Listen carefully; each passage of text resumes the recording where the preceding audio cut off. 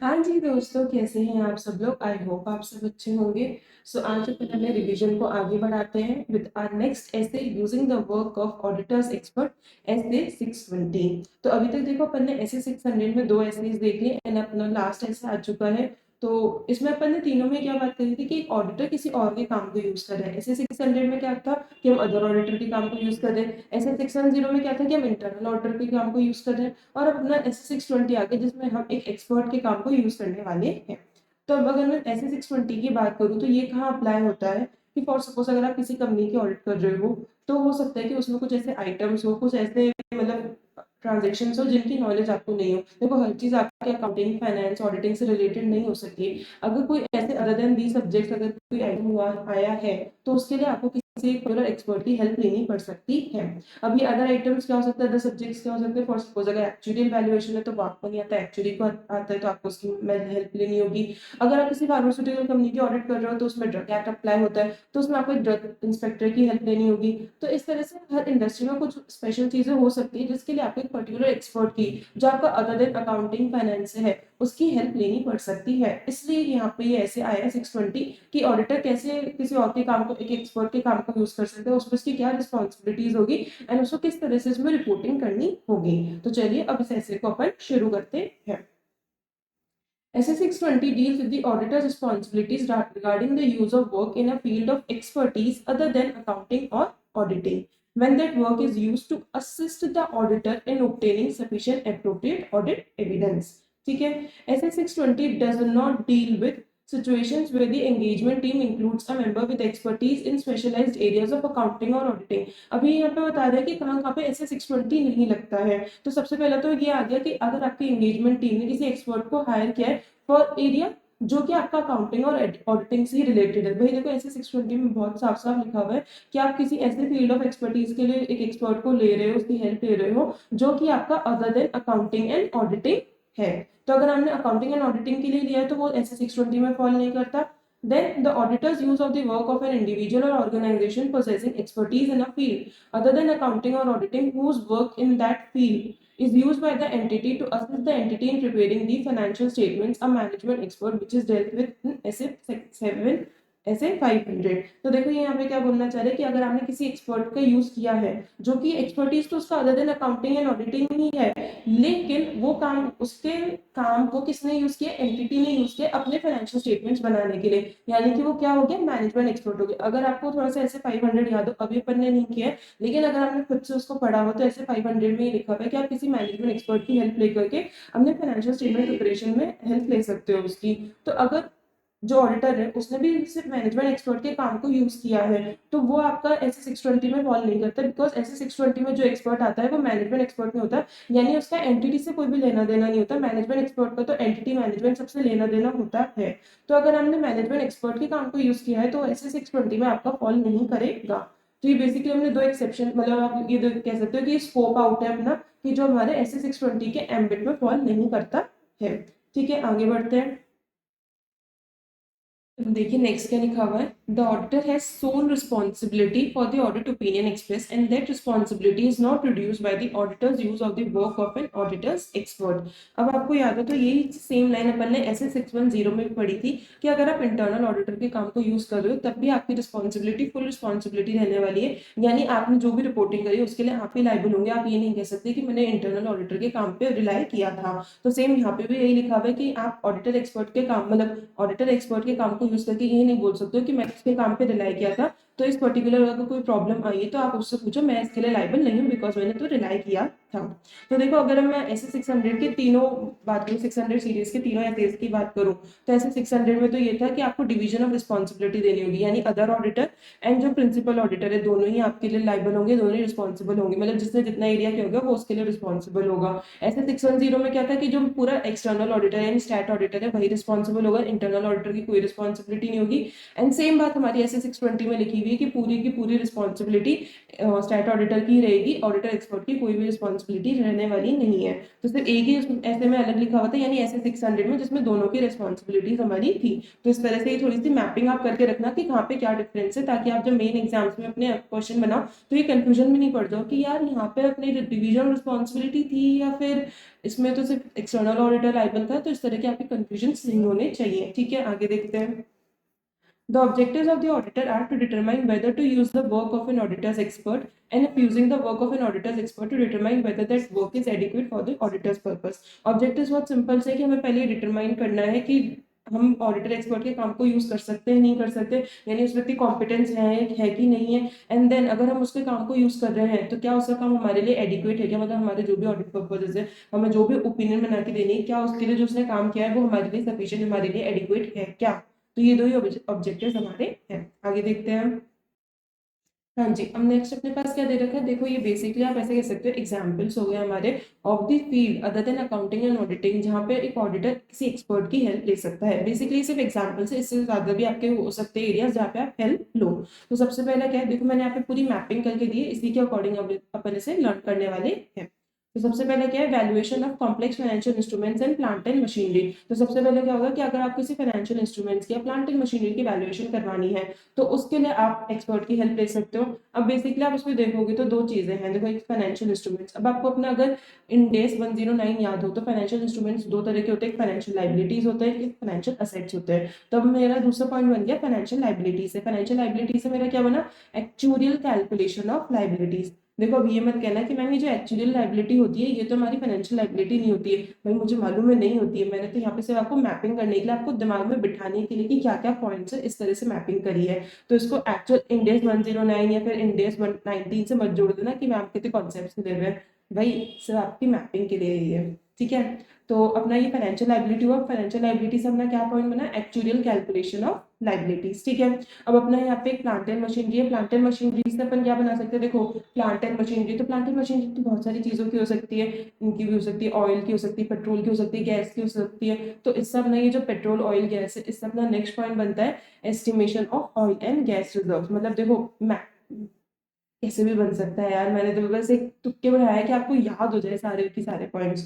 तो ये plant and machinery से अपना बना estimation of oil and gas reserves. ठीक है, तो अपने ये 3 पॉइंट्स इस तरह से हो गए, 3 पॉइंट्स अपने इस तरह से हो गए। अब बच्चे अपने 2 पॉइंट्स के लिए क्या है, बेसिकली वो लॉस से रिलेटेड है, दोनों ही अपने लॉस की बात करें तो लॉस से रिलेटेड क्या पॉइंट्स है, सबसे पहला तो अपना interpretation of contracts and then अपना कौन सा हो गया, एनालिसिस ऑफ टैक्स इश्यूज। तो ये बेसिकली हमने दोनों ही लॉस से रिलेटेड थे, तो इसके लिए मैंने एक इनको कॉमन हेड दे दिया लॉस, एंड आपके ये दोनों पॉइंट्स यहाँ पे हो जाएंगे। तो बेसिकली अपने ये 5 पॉइंट्स थे, 5 एग्जाम्पल्स थे जो अपन को याद रखने हैं। एग्जाम में भी आएगा तो आपको ये 5 ही पॉइंट्स लिखे आने हैं, आप एक्स्ट्रा पॉइंट लिखे आओगे आपको उससे कोई मार्क्स नहीं मिलेगा, लेकिन उसके कोई मार्क्स भी डिडक्ट नहीं होने वाले हैं। तो रेलिवेंट ही लिखो, कोई फालतू के पॉइंट लिखने से मार्क्स तो मिलेंगे नहीं, तो टाइम वेस्ट क्यों करना है। तो जितना आपको ये पॉइंट्स याद हो जाए उतना ही अच्छा है। तो यहाँ पे भी वही पॉइंट्स लिखे हुए, मैंने पूरा 1 2 3 4 मार्क किया हुआ है, आप पढ़ोगे तो आपको इजीली समझ में आ जाएगा। आगे देखते हैं। नेक्स्ट टॉपिक आ गया अपने पास, determining the need for an auditor's expert. An auditor's expert में be needed to assist the auditor in one of more of the following. मतलब हमें किन किन एरियाज के लिए ऑडिटर एक्सपर्ट की हेल्प की जरूरत पड़ सकती है वो यहाँ पे लिखे हुए हैं। बेसिकली कुछ नहीं है, सिर्फ ऐसे ही के नंबर्स, आपको ऐसे के नंबर्स ध्यान में रहेंगे तो आप आराम से इन पॉइंट्स को बना सकते हो। जैसे फर्स्ट पॉइंट क्या है अपने पास, obtaining an understanding of the entity and its environment including its internal control and identifying and assessing the risk of material misstatement। अगर आपको ये याद आ रहा हो तो ये तो पूरा का पूरा अपने एक ऐसे के नाम जैसा ही लग रहा है, कौन सा ऐसे है अपना, ऐसे 315। तो आपको बेसिकली कुछ नहीं करना, आपको ये ध्यान में रखना है कि हमारे कौन कौन से ऐसे के लिए हम किसी ऑडिटर एक्सपर्ट की हेल्प की यूज कर सकते हैं। तो अपना फर्स्ट हो गया ऐसे 315, and then determining and implementing overall responses to assess risk of the financial statement at the financial statement level। तो यहाँ पे अगर responses की बात करें तो ये कौन सा हो गया, ऐसे 330। Then next point, designing and performing further audit procedures to respond to assess risk at the assertion level। ये भी responses की बात कर रहा है, कौन सा ऐसे हो गया अपना, ऐसे 330। तो बेसिकली 2 पॉइंट्स अपने ऐसे 315 के हो गए, 2 पॉइंट्स अपने ऐसे 330 के हो गए। ठीक है, नेक्स्ट पॉइंट क्या है, evaluating the sufficiency and appropriateness of audit evidence obtained in forming an opinion on the financial statements। ये कौन सा ऐसे का हो गया, ऐसे 500। तो बेसिकली हमने 3 ऐसे इसमें लगे हैं, 315, 330 एंड 500। अगर आपको ये बेसिकली तीन ऐसे के नंबर याद रहेगा तो आप आराम से 5 पॉइंट्स को बना सकते हो। ऐसे 315 के दो, ऐसे 330 के दो एंड 500 का 1। तो इस तरह से आपके सारे पॉइंट्स कवर हो गए। आगे बढ़ते हैं अब नेक्स्ट टॉपिक है ऑडिटर में obtain understanding of other field. An auditor who is not an expert in a relevant field other than accounting auditing may nevertheless be able to obtain a sufficient understanding of that field to perform the audit without an auditor's expert. This understanding may be obtained through, मतलब यहाँ पे बोलना चाह रहे हैं कि मैं जैसे ऑडिटर हूँ, मैं चाहती हूँ कि भाई मैं तो किसी एक्सपर्ट को हायर नहीं करना चाहती, मैं तो खुद ही करूंगी, तो उसके लिए मुझे रेलेवेंट नॉलेज चाहिए होगी। तो मैं वो रेलेवेंट नॉलेज कैसे ऑब्टेन कर सकती हूँ, उसके बेस दे रखे यहाँ पे किस किन तरीकों से मैं वो रेलेवेंट नॉलेज ले सकती हूँ। तो सबसे पहला क्या है, experience in auditing entities that require such expertise in the preparation of their financial statements. मतलब हो सकता है कि मुझे ये नॉलेज पहले से ही हो, क्योंकि मेरे पास सेम इंडस्ट्री के और भी क्लाइंट्स हो, तो मैंने अगर उन क्लाइंट्स पे पहले से काम कर रखा है तो मुझे रेलेवेंट नॉलेज होगी। देन एजुकेशन और professional development in the particular field. भाई मैंने कोई ना कोर्स कर लिया या फिर मेरे पास कोई रिसोर्सेज थे, कोई बुकलेट्स थी, तो मैंने उनको पढ़ के वो नॉलेज गेन कर ली। Discussion with auditors who have perform similar engagements. मतलब मैंने कोई दूसरे सीएज हैं, दूसरे सीए फर्म से, उनके साथ बात कर ली, उनसे डिस्कशन कर लिया, उनसे समझ लिया अगर उनके पास सेम इंडस्ट्री के क्लाइंट्स हैं कि भाई इस पे क्या क्या चीजें देखनी होती है, कैसे लॉस से कंप्लायंस करने होते हैं, कैसे चेकिंग करनी होती है, तो वहां से भी मुझे नॉलेज मिल सकती है। तो बेसिकली अपने पास ये तीन बेस दे रखे जिनसे मुझे रेलेवेंट नॉलेज मिल सकती है, या तो मेरा खुद का एक्सपीरियंस हो, या मैं पढ़ाई कर लूँ, या फिर मैं दूसरे सीए से पूछ लूँ। बेसिकली अपने यही तीन बेस हैं।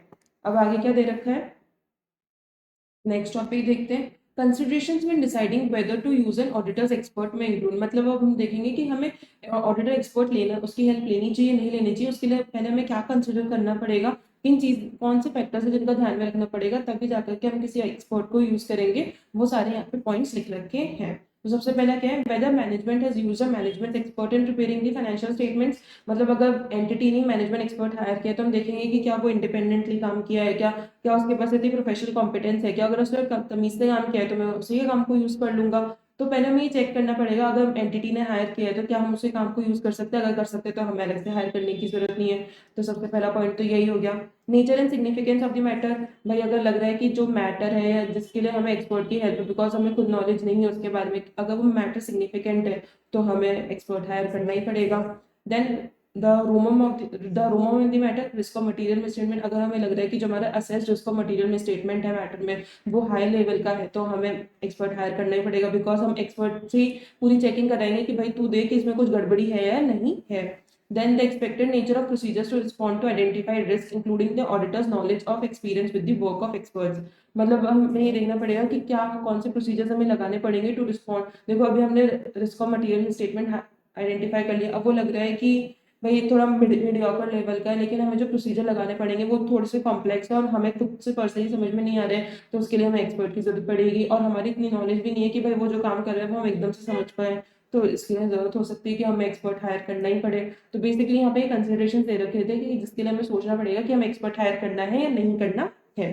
तो मैंने यहाँ पे आपको ये शॉर्ट में भी दे रखा है, आप यहाँ से भी पढ़ सकते हो, इसे हमसे कोई प्रॉब्लम नहीं है। आगे देखते हैं। हाँ जी, अब नेक्स्ट अपने पास पॉइंट आता है when management has used a management expert. When management has used a management expert in preparing the financial statements, the auditor's decision on whether to use an auditor's expert may be influenced by such factors as। अब देखो मैंने आपको एक ऊपर point पढ़ाया था जिसमें था कि हमें पहले देखना पड़ेगा कि मैनेजमेंट ने मैनेजर एक्सपर्ट हायर करा है कि नहीं करा है। तो अब ये बेसिकली उसी के आगे थोड़ा सा एक्सटेंडेड पॉइंट है कि अगर मैनेजमेंट ने मैनेजमेंट एक्सपर्ट हायर किया है तो उसमें भी हमें कुछ फॉलोइंग फैक्टर्स है जिनको कंसिडर करना पड़ेगा, and then we will decide कि हमें ऑडिटर एक्सपर्ट की मदद लेनी है कि नहीं लेनी है। तो ये इसका एक्सटेंडेड वर्जन ही है। ठीक है, अब देखते हैं क्या क्या पॉइंट्स हैं। मैंने देखो इन्हें अपने अकॉर्डिंग क्रोनोलॉजी में आपको एक बार अरेंज करके दिया है, तो इससे अपन पढ़ते हैं। फर्स्ट है nature, scope and objectives.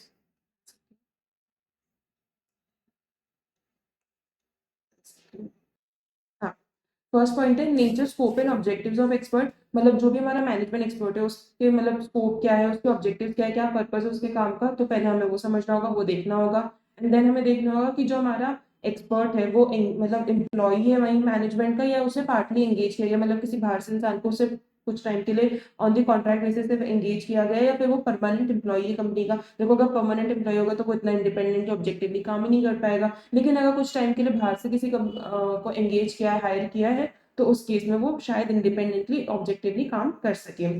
Then management exercise control और इन्फ्लुएंस, क्या जो हमारा मैनेजमेंट है वो एक्सपर्ट पे इन्फ्लुएंस करता है, उसे कंट्रोल करता है, तो हमें वो भी चेक करना पड़ेगा। तो देखो बेसिकली मैंने इसे क्रोनोलॉजी में क्यों जमाया है, सबसे पहले तो आपको उसके काम को समझना होगा, फिर ये देखो क्या वो एम्प्लॉय है या एम्प्लॉय नहीं है, एंड देन फिर हमें देखना पड़ेगा क्या मैनेजमेंट उस पर कंट्रोल से इन्फ्लुएंस कर पा रही है नहीं कर पा रही है। देन कंट्रोल ओवर मतलब जो भी पूरी कंपनी उसके जो भी इंटरनल कंट्रोल्स है, तो उस इंटरनल कंट्रोल में कोई कंट्रोल ओवर मैनेजमेंट भी है क्या, तो हमें वो भी चेक करना पड़ेगा।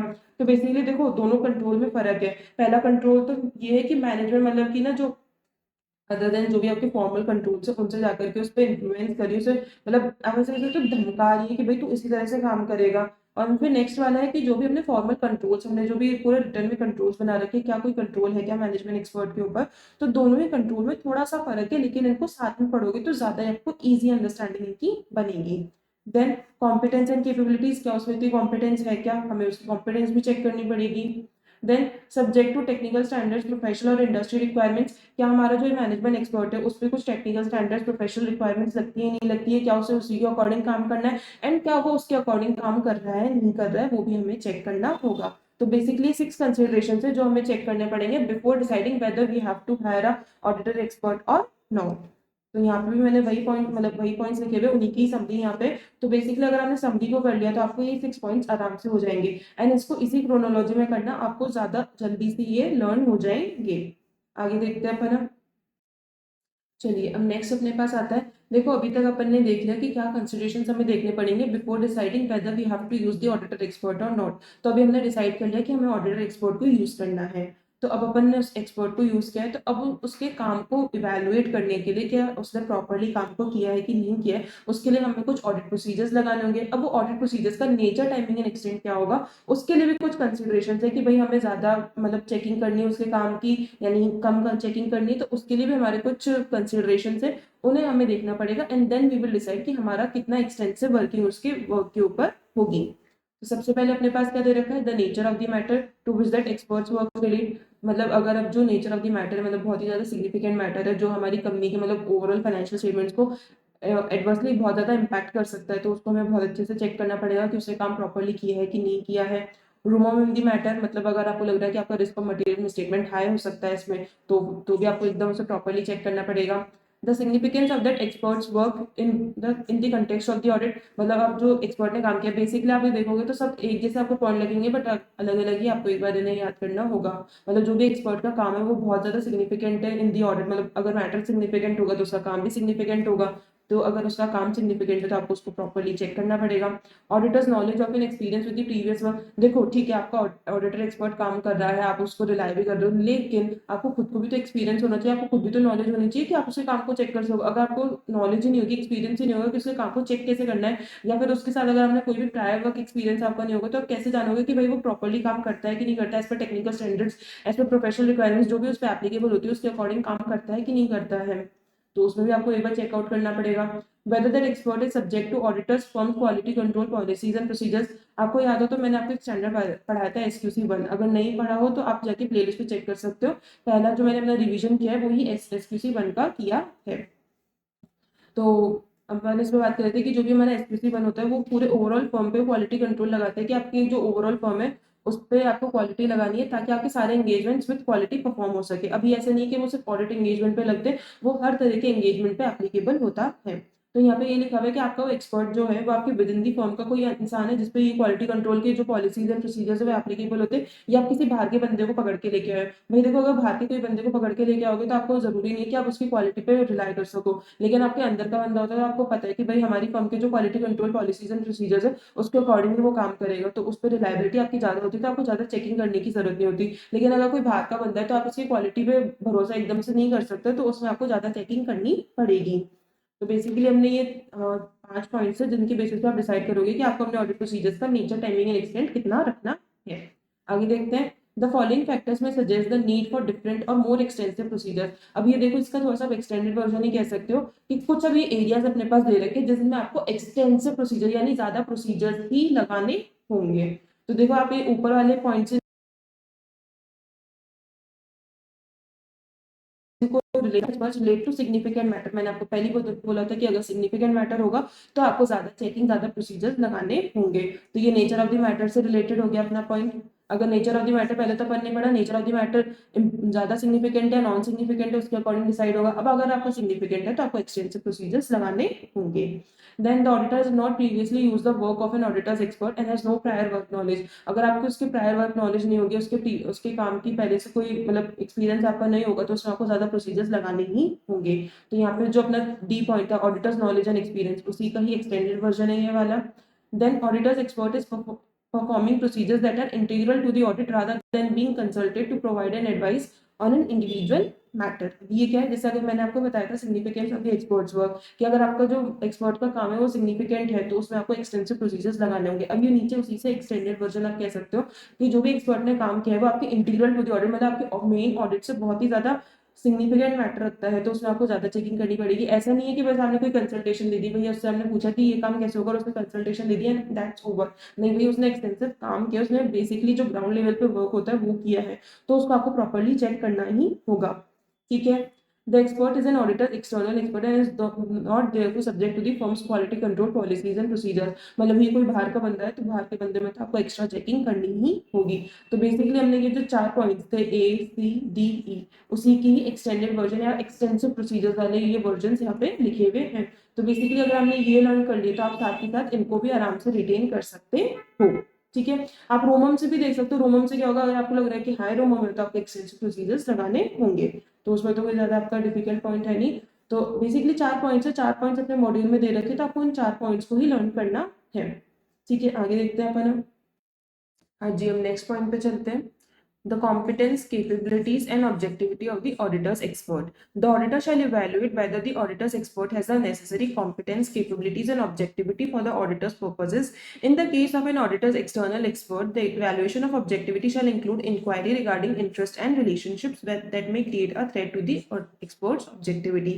अभी यहाँ पे बोल रहे हैं कि आप किसी ऑडिटर्स एक्सपर्ट के काम को यूज करने से पहले आपको ये चेक करना पड़ेगा क्या उसमें इतनी कॉम्पिटेंस है, क्या उसमें इतनी केपेबिलिटीज है क्या, एंड क्या वो अपने काम को ऑब्जेक्टिवली यानी विदाउट बाइस काम अपने कर सकता है, नहीं कर सकता है। अब उसमें स्पेशल पॉइंट ये लिखा हुआ है कि अगर आपको जो ऑडिटर्स एक्सपर्ट है वो आउटसाइड ऑफ योर फर्म है, मतलब आपने किसी थर्ड पार्टी को हायर किया, आपकी फर्म का कोई बंदा नहीं है, तो उसमें आपको ये भी चेक करना पड़ेगा उसकी ऑब्जेक्टिविटी से रिलेटेड, मतलब आपको उससे पूछना पड़ेगा, उसके इंक्वायरी करनी पड़ेगी क्या उसका कोई भी इंटरेस्ट या उसका कोई भी relationship with the audit client, मतलब जो भी आपका क्लाइंट है उससे आपका कोई भी इंटरेस्ट या रिलेशनशिप है क्या जो आपकी ऑब्जेक्टिविटी को हर्ट करता हो। देखो, अगर आपके अंदर का बंदा होगा तो आपको ऑलरेडी पहले से ही पता होगा, लेकिन अगर आप किसी बाहर के बंदे को लेके आए तो उससे आपको स्पेसिफिकली इसे पूछना होगा।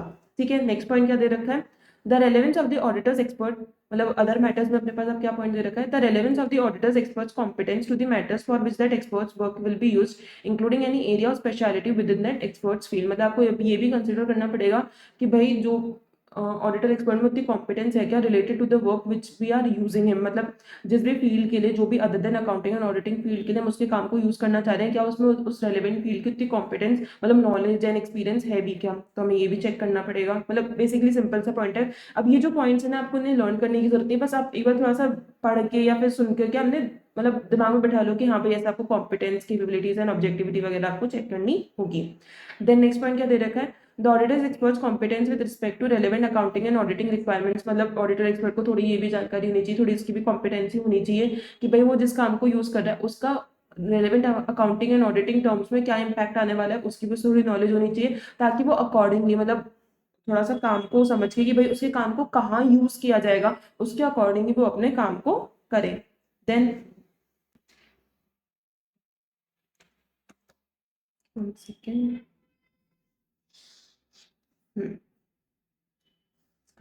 Then next point क्या है, whether unexpected events, changes in conditions or the audit evidence obtained from the results of audit procedures indicate that it may be necessary to reconsider the initial evaluation of the competence, capabilities and objectivity of the auditor's expert। मतलब यहाँ पे बोलना चाह रहे हैं कि अगर कुछ ऐसे अनएक्सपेक्टेड इवेंट्स होते हैं या फिर कोई कंडीशंस में ऐसे चेंजेस आ जाते हैं या फिर आपको कुछ ऑडिट एविडेंसेस मिलते हैं जिनसे आपको लगता है कि भाई ये जो ऑडिटर्स एक्सपर्ट है इसकी तो कुछ ना कुछ कॉम्पिटेंस, कैपेबिलिटीज एंड ऑब्जेक्टिविटी में गड़बड़ है एंड एक बार हमें इसे दोबारा देखना पड़ेगा, दोबारा इसे इवैल्यूएट करना होगा, तो वो चीज भी हमें करनी पड़ सकती है अगर हमें सब्सिक्वेंटली कुछ इस तरह के कंडीशंस या फिर इवेंट्स हो जाते हैं या फिर हमें कोई ऐसे ऑडिट एविडेंसेस मिलते हैं कि हमें इसे रिकंसिडर करना होगा, तो हमें उसे अकॉर्डिंगली रिकंसिडर भी करना होगा।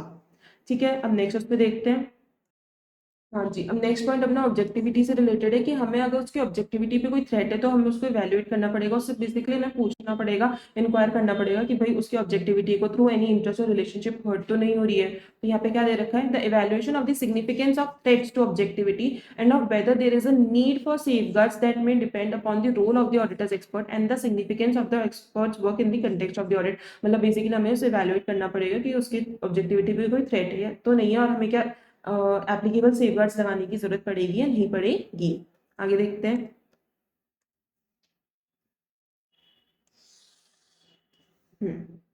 नेक्स्ट पॉइंट क्या दे रखा है अपने पास, evaluating the objectivity of an auditor's external expert when evaluating the objectivity of an auditor's external expert it may be relevant to. अब मतलब देखो, अगर हमें इवैल्यूएट करना है उसकी ऑब्जेक्टिविटी को तो हमें दो प्रोसीजर लगाने होंगे। दो प्रोसीजर्स क्या है अपने पास, सबसे पहले तो inquiry of entity about any interest और रिलेशनशिप विद द एक्सपर्ट। मतलब हम जो भी हमारे क्लाइंटों से पूछेंगे कि भाई उसका एक्सपर्ट के साथ कोई इंटरेस्ट या रिलेशनशिप, मतलब बेसिकली कोई इस तरह का रिलेशनशिप तो नहीं है क्या जो हमारे उसके ऑब्जेक्टिविटी को हर्ट करता हो, तो हमें ये इंक्वायरी करनी पड़ेगी। Discuss applicable safeguards to reduce threats to an acceptable level. मतलब अगर उनसे इंक्वायरी करके हमें पता चलता है कि भाई यहाँ तो कुछ ना कुछ तो रिलेशनशिप है और ये हमारी ऑब्जेक्टिव मतलब ऑडिटर एक्सपर्ट की ऑब्जेक्टिविटी को हर्ट कर सकता है, तो उस केस में हमें एप्लीकेबल सेफगार्ड्स लगाने होंगे ताकि वो जो थ्रेट है वो रिड्यूस कर सके to the minimum level, to the acceptable level. और अगर हम उसे एक्सेप्टेबल लेवल तक रिड्यूस नहीं कर सकते तो ऐसे केस में हम उस एक्सपर्ट को हटा देंगे कि भाई तू हट, तेरे में तो ऑब्जेक्टिविटी है नहीं, हम किसी और को हायर करके लेके आएंगे। ये जो लास्ट वाला बोले ना तू हट, ये मैंने एक्स्ट्रा जोड़ा है क्योंकि इस तरह से प्रैक्टिकली होता है। ठीक है, तो यहाँ पे इंक्वायरी आ गया। Then discuss with that expert any applicable safeguards including any professional requirements that apply to the expert whether the safeguards are adequate to reduce threats to an acceptable level. Interest and relationship, अब आपके interest और relationship किस किस तरीके हो सकते हैं वो यहाँ पे लिखे हुए। Financial interest, business and personal relationship. Financial interest हो गया आपका सेल्फ इंटरेस्ट है, अगर आपको प्रोफेशनल एथिक्स याद हो तो सेल्फ इंटरेस्ट है। Business and personal relationship, familiarity threat, right. Provision of other services by the expert, मतलब अगर आप कोई अदर सर्विस प्रोवाइड कर रहे हो तो बेसिकली ये भी अपना सेल्फ इंटरेस्ट सेट में आ गया। In some cases, it may also be appropriate for the auditor to obtain a written representation from the auditor's external expert about any interest or relationship with the entity of which that expert is aware। मतलब basically अगर आपको interest और relationship का लग रहा है तो आप उससे रिटर्न कम्युनिकेशन, रिटर्न रिप्रेजेंटेशन भी ले सकते हो। जो भी उसने आपको ओरली बताया कि हाँ भाई मेरा है या नहीं है, तो उसके अकॉर्डिंग आप उनसे रिटर्न रिप्रेजेंटेशन भी ले सकते हो। हाँ जी, अब नेक्स्ट पॉइंट क्या है अपने पास, obtaining an understanding of the field of expertise of the auditor's expert। The auditor shall obtain sufficient understanding of the field of expertise of the auditor's expert। मतलब हमें sufficient understanding उसके काम की लेनी होगी, किस किस चीजों पे कैसे करना होगा। Determining the nature, scope and objectives of the auditor's expert, मतलब उसके जो भी स्कोप है, उसका पर्पस, उसके ऑब्जेक्टिव्स पहले हमें वो डिटरमाइन करने होंगे। एंड फिर जो उसका काम है उसकी एडिक्वेसी, मतलब वो उसका जो काम है वो हमारे काम आएगा कि नहीं आएगा, हमारे ऑडिट में काम आएगा नहीं आएगा, वो भी हमें इवैल्यूएट करना होगा। तो बेसिकली दो चीजें थे, पहले तो उसका स्कोप, ऑब्जेक्टिव, पर्पस, नेचर सब डिटरमाइन करो एंड देन इवैल्यूएट करो क्या हम उसके काम इतना एडिक्वेट, क्या हम उसके काम को अपने काम के लिए यूज कर सकते हैं, नहीं कर सकते हैं। Then agreement with the auditor's expert, मतलब जब भी हम और किसी एक्सपर्ट को हायर करते हैं तो उसके साथ बीच में हमारा एक अग्रीमेंट होना चाहिए जिसमें हम उसकी, हम दोनों के बीच में क्या रिस्पॉन्सिबिलिटीज होगी, क्या रिपोर्टिंग रिस्पॉन्सिबिलिटीज होगी, कैसे काम होगा, वो सब कुछ डिसाइड होता है। तो सबसे पहला तो वही आ गया कि हम उसके नेचर, स्कोप एंड ऑब्जेक्टिव्स के बारे में लिखेंगे, क्या उसको काम करना है, क्या उसका स्कोप रहेगा, क्या उसका पर्पस है। तो लिखते हैं roles and responsibilities of auditor and expert, मतलब हम दोनों की क्या रिस्पॉन्सिबिलिटीज रहेंगी वो उसमें लिखते हैं। Nature, timing and communication between them, मतलब किस किस पीरियड के दौरान में, मतलब कितने इंटरवल्स में जो ऑडिटर एक्सपर्ट है उसे हमारे साथ कम्युनिकेट करना होगा, कब उसे अपनी फाइनल रिपोर्ट देनी होगी, वो सब कुछ भी इसमें लिखा हुआ होता है। And then other confidentiality requirements, मतलब जो भी उसको चीजें फाइंड आउट हो रही है ड्यूरिंग हिज वर्क तो वो सिर्फ अपने तक रखेगा और मुझे आकर के बताएगा। ऐसा नहीं कि मैनेजमेंट को जाके बता दिया, नहीं भाई, तुझे सिर्फ ऑडिटर को आके बताना है, तू किसी और के सामने इसे डिस्क्लोज नहीं करेगा, यानी तुझे अपनी कॉन्फिडेंशियलिटी मेंटेन करनी है। तो बेसिकली हमने 4 पॉइंट्स है जो हमें उसके साथ रिटर्न में अग्री करने हैं ताकि हम काम को अच्छे से कर सकें। ठीक है, आगे देखते हैं। यही सारे पॉइंट्स लिखे हुए हैं, नीचे देखते हैं।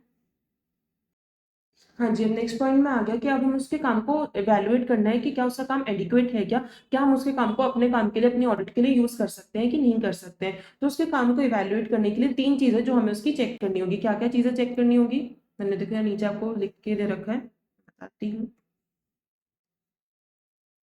देखो, सबसे पहले तो हमें उसका सोर्स डेटा चेक करना पड़ेगा कि भाई उसने कहाँ से इस पर्टिकुलर वर्क को करा है, तो उसके सोर्स डेटा को चेक करना पड़ेगा। सोर्स डेटा में इनको क्या क्या चेक करना है, क्या वो सोर्स डेटा हमारे लिए रेलेवेंट है क्या, क्या वो सोच रहा कंप्लीट है एंड क्या वो एक्यूरेट है कि नहीं है। तो ये 3 चीजें हमें चेक करनी होगी। एंड देन हमें अजम्पशंस एंड मेथड्स यूज कर चेक करने पड़ेंगे, क्या उसने अजम्पशंस लगाए, क्या मेथड्स लगाए, उन्हें चेक करना होगा, क्या वो हमारे लिए रेलेवेंट है क्या, एंड क्या वो रीजनेबल है क्या as per the industry practices. Then findings and conclusion, जो भी उसने फाइंडिंग्स निकाली, जो भी उसके कंक्लूजन है, क्या वो हमारे लिए रेलेवेंट है क्या, एंड क्या वो रीजनेबल है क्या as per the industry practice. तो ये 3 चीजें हमें चेक करनी पड़ेगी to evaluate whether his work is adequate for us और नॉट। ठीक है, अब अपने पास देखो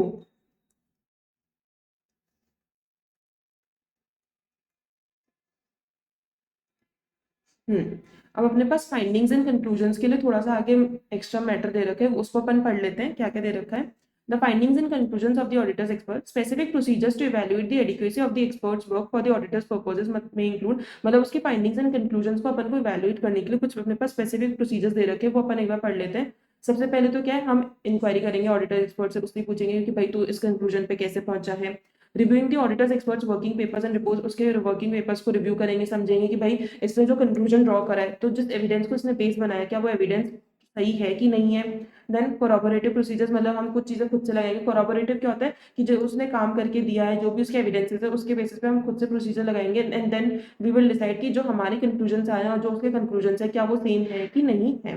तो इसमें अपने पास बेसिकली 5 प्रोसीजर्स है, AEIOU। देखो ये वाला जो निमोनिक है, ये मैंने नहीं बनाया है, ये मेरे सर ने बनाया है, मतलब जिनके मैंने रिवीजन वीडियोस कंसिडर करे थे, तो ये जिनका है उन्हीं को ही मैं क्रेडिट दूंगी। मेरा बनाया हुआ निमोनिक नहीं है, जो कहते हैं हमेशा कि जीत वो क्या पढ़ना बंद तो जीतना बंद, तो ये उन्हीं का ही निमोनिक है, तो I just give this credit to him only. तो बेसिकली ये AEIOU है, जो मैंने भी इसे यूज किया था ताकि मैं आराम से अपने सारे पॉइंट्स को लर्न कर सकूं। तो बेसिकली क्या है, AE से क्या है अपना analytical procedures, performing detail analytical procedures to see whether principles of materiality aspects considered, मतलब आपको एनालिटिकल प्रोसीजर लगाने पड़ेंगे एंड डिसाइड कि भाई प्रॉपर्ली उसने एनालिसिस किया है कि नहीं किया है, जो भी उसके कंक्लूजन है वो प्रॉपर्ली है कि नहीं है। ई क्या है, एक्सटर्नल कंफर्मेशन है अपना, यहाँ पे लिखा हुआ है confirming relevant matters with third parties. I क्या है, इंस्पेक्शन है, एग्जामिनिंग पब्लिश डेटा, उसे एग्जामिन करेंगे। ओ क्या है, observing the auditor's expert work, उसे चेक करेंगे, ऑब्जर्व करेंगे। एंड यू क्या है, रिकैलकुलेशन, हम कुछ पॉइंट्स को रिकैलकुलेट रीपरफॉर्म भी करके देखेंगे, रीपरफॉर्मिंग कैलकुलेशन। तो बेसिकली अपने कोरॉबोरेटिव प्रोसीजर्स हो गए, 5 प्रोसीजर्स थे AEIOU, इससे आपको एकदम फटाफट से सारे याद हो जाएंगे। Then discussing with another expert with relevant expertise when, for example, findings or conclusions of the auditor's expert are not consistent, मतलब जो भी हमारे findings and conclusions है वो consistent हमें नहीं लग रहे हैं, तो इसके लिए हम किसी अदर एक्सपर्ट से जो कि सेम एक्सपर्टीज रखता है, मतलब वो इस एंगेजमेंट में इन्वॉल्व नहीं है, बाहर का कोई बंदा है, उससे हम पूछ सकते हैं कि भाई इसने जो एविडेंसेस पे बेस करके फाइंडिंग्स एंड कंक्लूजन्स निकाले हैं, क्या वो सही है कि नहीं है, क्योंकि हमें इनकंसिस्टेंट लग रहे हैं। तो एक बार आप भी हमें अपनी रिलेवेंट राय बता दीजिए। ठीक है, discussing the auditor's expert report with management, अब फाइनली जो भी उसकी रिपोर्ट है उसको हम मैनेजमेंट के साथ भी डिस्कस करेंगे। ठीक है, तो ये बेसिकली हमने प्रोसीजर्स है जो हमें लगाने होंगे। ठीक है, आगे देखते हैं अपन अब।